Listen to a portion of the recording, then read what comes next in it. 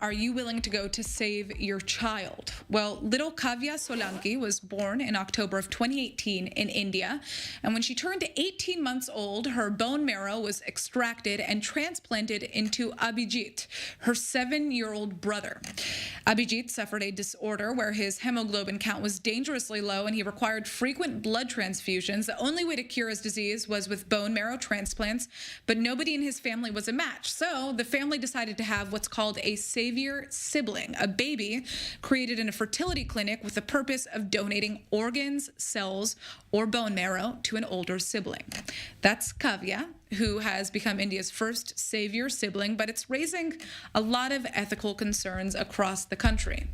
Well, we have Dr. Helen O'Neill, lecturer in reproductive and molecular genetics at the University College of London, joining us. So first of all, break down the process of creating a savior child. How does this work in a fertility clinic? So the process of creating a so-called savior child is much like any other IVF procedure, only the additional part is that they would screen certain cells of an embryo. So they'll still take the sperm from the father, the egg from the mother, and fertilize these. And then they will test that embryo to make sure of two things. One, that it matches the sibling, and two, that it does not contain the same genetic disorder as that sibling. So when they are sure of this, that embryo can then grow to a certain point, be implanted, and lead to a successful pregnancy and child.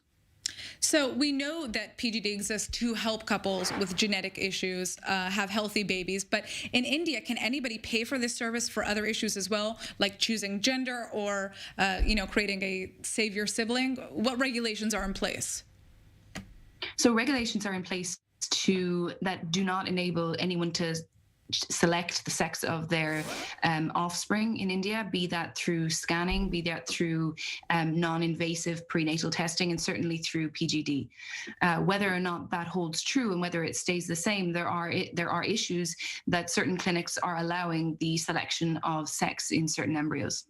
Right. I mean, I'm assuming that this is a huge moneymaker for a lot of people. So if regulation isn't followed, it wouldn't necessarily be that surprising. But in the case of Kavya, she has to go through medical procedures for her brother. Her health could be negatively affected. Is this ethical? Can the government really condone a small baby doing this? I guess it's less down to the government in this position, given that it is a legal procedure to do this. It is at the parents' discretion whether they choose to do this to their second child. And I do feel that the ethical issues here really do stand with how severe their current child has been affected.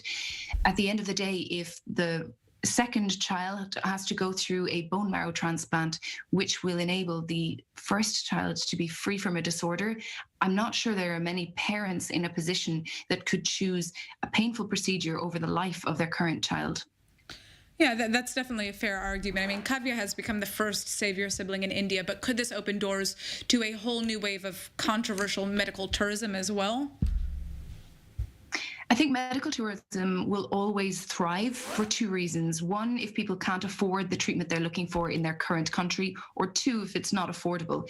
In this case, it is still a relatively expensive procedure. It has been done for 10, 20 years in other countries. It's less of a concern that people would travel for something like a savior sibling, given that it's got such intricacies related to a family and a severe illness.